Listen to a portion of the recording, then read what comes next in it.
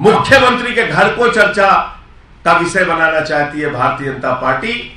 मुख्यमंत्री के घर को विषय बनाकर असली मुद्दों से ध्यान भटकाना चाहती है भारतीय जनता पार्टी।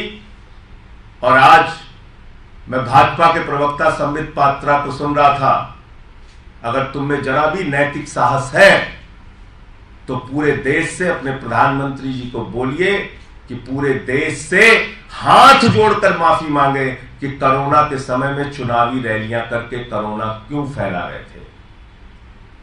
कहां थे जब लोग चीख रहे थे?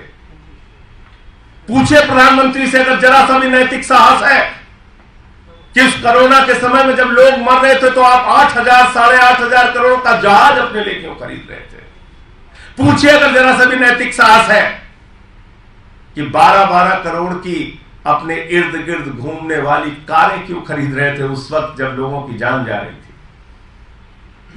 तो इसलिए असल मुद्दा है पुलवामा में मारे गए हमारे जवानों की शहादत के लिए जिम्मेदार कौन है, इसका जवाब दो। जो विषय वहां के तत्कालीन राज्यपाल, मौजूदा पूर्व राज्यपाल, चार राज्यों में राज्यपाल रह चुके सत्यपाल मलिक जी उठा रहे हैं। सवाल यह है कि अडानी के महाघोटाले पर, लाखों करोड़ के महाघोटाले पर जो सवाल उठाए जा रहे हैं उस पर जवाब सरकार कब देगी, इस पर चर्चा कब होगी।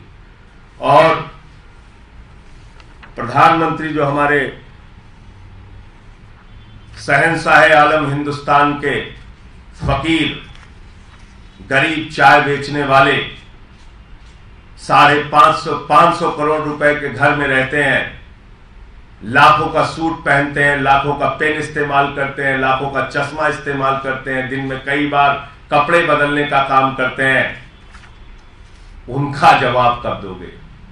सवाल यह है कि 15 करोड़ रुपए सिर्फ अपने घर की मरम्मत में दिल्ली के लाट साहब खर्च करते हैं, उसका जवाब कब दोगे? 1 एकड़ में मुख्यमंत्री का घर है और 6 एकड़ में लाट साहब का घर है, इसका जवाब कब दोगे? सवाल यह है कि सैकड़ों करोड़ रुपए नमस्ते ट्रंप के नाम पर हिंदुस्तान में उस वक्त खर्च किया गया जब कोरोना की महामारी का भय था पूरे हिंदुस्तान में। उस वक्त आप अमेरिका के राष्ट्रपति को लाके नमस्ते ट्रंप, टाटा ट्रंप कर रहे थे। इसके लिए जवाबदेह कौन है, जिम्मेदार कौन है? इसलिए मैं भाजपाइयों से कहना चाहता हूं, असली मुद्दों पर बात करो। जवानों की शहादत बड़ा मुद्दा है, उसके लिए गद्दारी किसने की, देश से धोखा किसने किया, यह बड़ा मुद्दा है। अडानी के साथ मिलकर घोटाले पे घोटाला भारत के प्रधानमंत्री नरेंद्र मोदी कर रहे हैं, यह मुद्दा है। इन मुद्दों पे बात करो, इन मुद्दों पे चर्चा करो। एक सवाल है, आप कह रहे हैं कि कुछ राजनेता जो है अपने फायदे के लिए भ्रष्टाचारियों को साथ में लाते हैं। कई राज्यों में भी देखा गया कि बाहुबली को छोड़ा जा रहा है, जो कि आईएएस के हत्यारे हैं।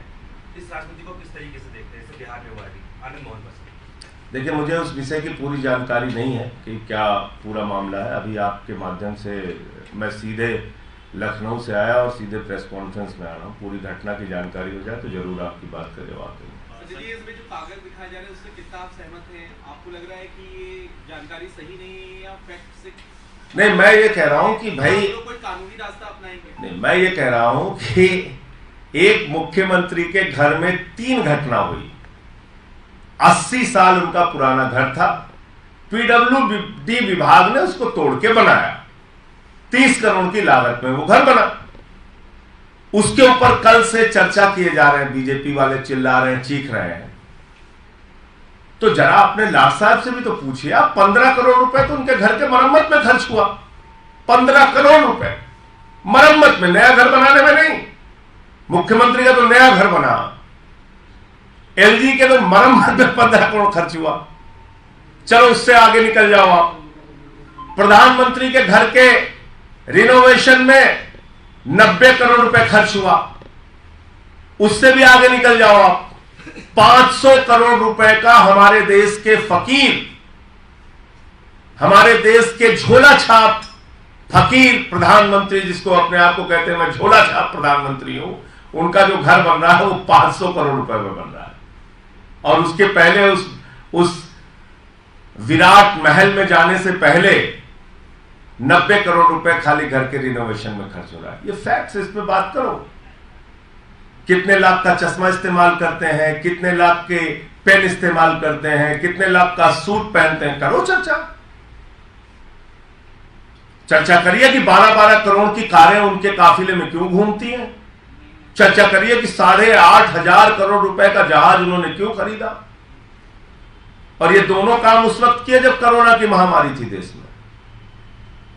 क्योंकि आज मैं वो ड्रामेबाज प्रवक्ता को सुन रहा था, वो कोरोना का जिक्र कर रहा था। अरे तुम्हारे प्रधानमंत्री, भारत के प्रधानमंत्री को जब चिंता होनी चाहिए थी शमशान में जल रही लाशों की, तो उस वक्त तो वो चुनाव की रैली कर रहे थे बंगाल में, कोरोना फैला रहे थे। भूल गए वो दिन। पीछे तक भाइयों बहनों भीड़ ही भीड़ दिख रही है। वो लोग आज कोरोना पे बात करेंगे। दिल्ली की सरकार वो सरकार है जिसका स्वास्थ्य मंत्री सत्येंद्र जैन जीवन मौत से बाहर निकला, लोगों की सेवा करते हुए गली गली, अस्पताल मोहल्ले घूम रहे थे। उनके पिता की मृत्यु हो गई, फिर भी दूसरे दिन वो लोगों की सेवा के लिए निकले थे। हमारे कार्यकर्ता गली गली में घूम घूम के सैनिटाइज कर रहे थे। मुख्यमंत्री जी लगातार लोगों की सेवा के लिए उपलब्ध थे। ड्रामे करना है, बात करना है,